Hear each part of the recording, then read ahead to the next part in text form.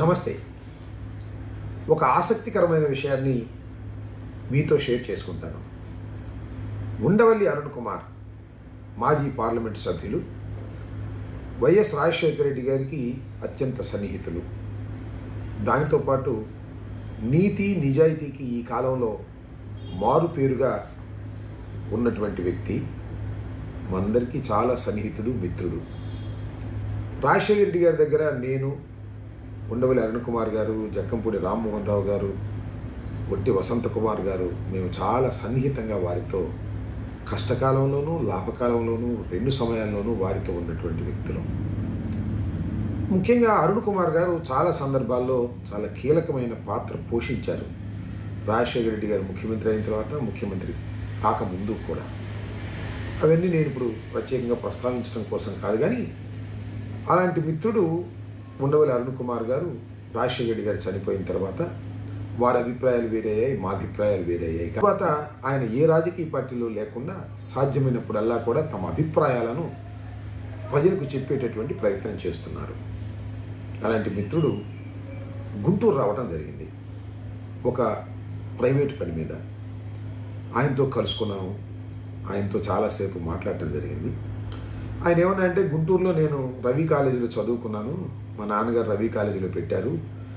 రవి కాలేజీలో ధన్ గారి దగ్గర కాస్త చదువు తక్కువగా చదువుకున్న వాళ్ళందరినీ అక్కడ పెట్టేవారు. వారిని కొద్ది క్రమశిక్షణలో పెట్టి చదివించగలిగిన దిట్ట అని నమ్మి రవి కళాశాలలో చాలామంది చదువుకున్నారు. అలాగే ఉండవల్లి అరుణ్ కుమార్ గారు కూడా రవి కళాశాలలో చదువుకున్నాను, కాస్త ఊరంతా తిరుగుదాము, అప్పుడు ఎలా ఉందో గుంటూరు ఇప్పుడు ఎలా ఉందో అనేటువంటి అభిప్రాయం వ్యక్తం చేస్తే ఆయన నేను కారులో కొన్ని ప్రదేశాలు తిరిగాం. Shankar Vilas, Jinnah tower centre, Naaz centre, bus stand, ఇవన్నీ కూడా ఆయన చూసి గుర్తుపట్టలేకపోతున్నానే, అప్పటికిప్పటికి చాలా మార్పులు వచ్చాయనేటువంటి మాట మాట్లాడారు అనుకోండి. సరే, ఫ్లైఓవర్ వెళ్దామంటే ఫ్లైఓవర్ ఇప్పుడు నిర్మాణంలో ఉంది, దానికి వెళ్ళలేకపోయాం. శంకర్ విలాస్లో భోంచేద్దాం అన్నాడు, అప్పుడు భోజనం ఎలా ఉంది, ఇప్పుడు భోజనం ఎలా చూద్దామని.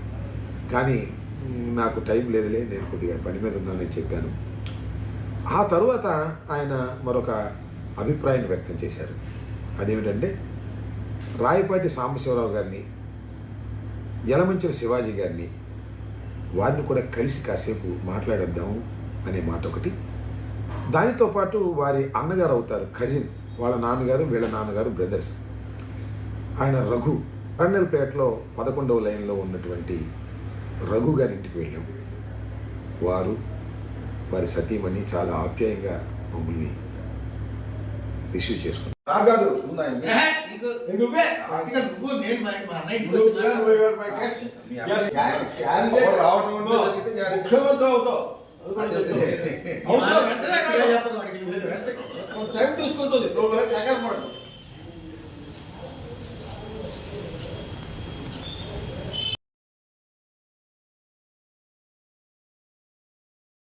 ఆ తర్వాత యలమంచిల శివాజీ గారి ఇంటికి వెళ్ళాం. చాలాసేపు చాలా విషయాలు ముచ్చటించుకున్నాం. శివాజీ గారు 80 సంవత్సరాలు దాటినా ఆరోగ్యంగా ఉన్నారు, ఆలోచన కూడా చాలా బాగుంది. మేము వెళ్ళే సమయానికి ఒక ప్రైవేట్ ఛానల్కి ఇంటర్వ్యూ ఇస్తున్నారు, మేము పక్కన కూర్చున్నాం. ఆ తర్వాత వచ్చిన తర్వాత ఉండవల్లి అరుణ్ కుమార్ గారు, యలమంచిల శివాజీ గారు చాలా విషయాల గురించి ప్రస్తావన చేశారు. వ్యవసాయ రంగం గురించి వాళ్ళ చరిత్ర తెలిసినటువంటి అరుదైన వ్యక్తుల్లో యలమంచిల శివాజీ గారు ఒకరు. వ్యవసాయ రంగం గురించి కానివ్వండి, ఏ రంగం గురించి అయినా సరే నాలెడ్జబుల్ పర్సనాలిటీ. తర్వాత అక్కడ నుంచి మేము వచ్చేసిన తర్వాత మేమిద్దరం మాట్లాడుకునే సమయంలో అరుణ్ కుమార్ ఒక కామెంట్ చేశాడు, రాజ్యసభకి డిజర్వ్ క్యాండిడేట్ ఎవరైనా ఉన్నారు అంటే అది యలమంచిల శివాజీ గారు. ఇప్పుడు ఎవరెవరో వచ్చేస్తున్నారు, కానీ నాలెడ్జబుల్ పర్సన్, రాజ్యసభలో ప్రజెంట్ చేయగలిగిన వ్యక్తి, విషయాలను కూలంకషంగా స్టడీ చేసి చెప్పగలిగిన వ్యక్తి అనేటువంటి భావన వారు వ్యక్తం చేశారు. చాలాసేపు కూర్చున్నాం, వారితో కాఫీ తాగాం, వారి కుటుంబ సభ్యులతో మాట్లాడాం. చాలా విషయాలు చర్చించుకోవడంతో చాలా పాత జ్ఞాపకాలన్నీ కూడా నెమరు వేసుకోవడం జరిగిందని ఈ సందర్భంగా చెప్తున్నాను. 1973 ఆంధ్రరాజ్ చేసినప్పుడు ఈ శివాజీ గారు పిల్లలంటే ఆడపిల్లలే ఉన్నవాళ్ళు అదృష్టవంతులు. ఆడపిల్లలే, మీకు ఆడపిల్లలే, ఆడపిల్లలు అదృష్టవంతులండి. ఎట్లా చూద్దాంలే, కానీ వాళ్ళకి ఎట్లా అని కాదు, ఈ మగపిల్లలు ఉన్న వాళ్ళని చూస్తున్నాం కదా, మగపిల్లలు ఆ ప్రశ్న చాలా నిజం లేట్ అవడం వల్ల దెబ్బతింది. సరుకు మళ్ళీ మార్చుకోడు కదా ఇక్కడ పంజాబ్లో ఎంతర్మీడియట్ వస్తారు, ఎంతర్మీడియట్ నూరుస్తారు. నూర్చిన తర్వాత విత్ 1 or 2 weeks అయితే పంజాబ్ మొత్తం మీద ఎందుకు అక్కడ బందరు కింద కలుగుతూ వరకు కృష్ణా జిల్లాలో మీరు బందరు ఇప్పుడు కలకటా కన్నా మెడ్రాస్ కన్నా ఫస్ట్ అయినప్పుడు at every stage contribution, Shivaji contribution at every stage. అయ్యా శతమానం భవతి శతాయ పురుష శతేంద్రియ ఆయుష్.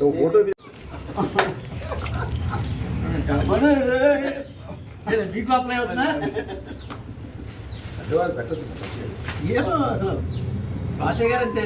పుట్టినరోజు అండి నమస్కారం పెట్టిపోయింది కాలకి షాక్ కొట్టి.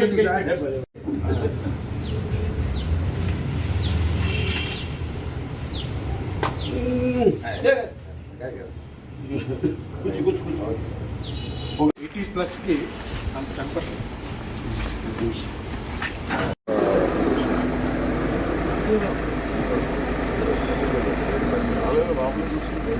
ఆ తర్వాత రాయపాటి సాంబశివరావు గారి దగ్గరకు కూడా వెళ్ళాం.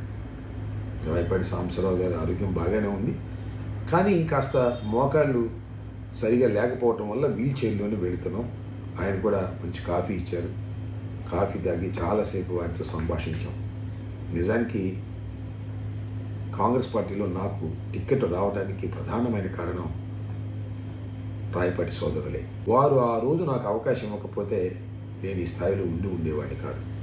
అది ఎప్పటికీ నాకు గుర్తుంటుంది. కాకపోతే రాజకీయాలు వేరైపోయాయి, అప్పుడు రాజకీయాలు మారిపోయాయి. ఆ విషయాలన్నీ కూడా కాసేపు కూలంకషంగా చర్చించుకుని వారితో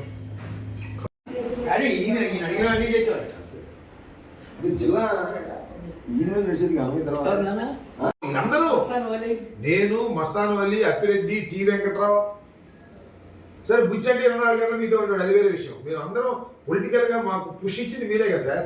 బుచ్చి వచ్చే మధ్య ఎప్పుడైనా బయటికి ఎక్కడికి వెళ్ళను, బయటికి ఎక్కడికి వెళ్ళలే, అక్కడే ఇంట్లోనే చుట్టుపక్కల ఫ్రెండ్స్ ఎవరో కలుస్తుంటాం, సరదాగా కాలక్షేపం బాగానే ఉంది. కాదు ఎప్పుడో చెప్పాడు నాకు రాజకీయ భిక్ష పెట్టింది రాయపాటి సోదరులు. ఆ తర్వాత నేను అటు ఇటు చెట్టు, ఈ చెట్టు ఆ చెట్టు ఎగిరిపోయా కానీ. అవును అవును అవును చూడటానికి వీల్లేదన్నాడు. అవును. చాలా బిజీ. మీరు చూడని మంత్రులా, మీరు ఇప్పించని మంత్రులా సార్? ఎంతమంది మంత్రులు ఇప్పించారు మీరు?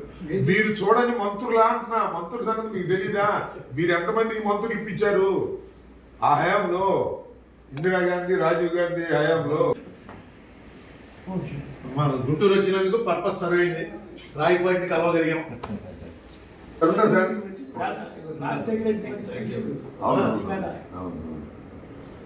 మొట్టమొదటి మీ శిష్యున్నే, తర్వాత అటు ఇటు వెళ్ళిపోయా నేను. అది శిష్యులైతే బాబు నువ్వు మా గురువు.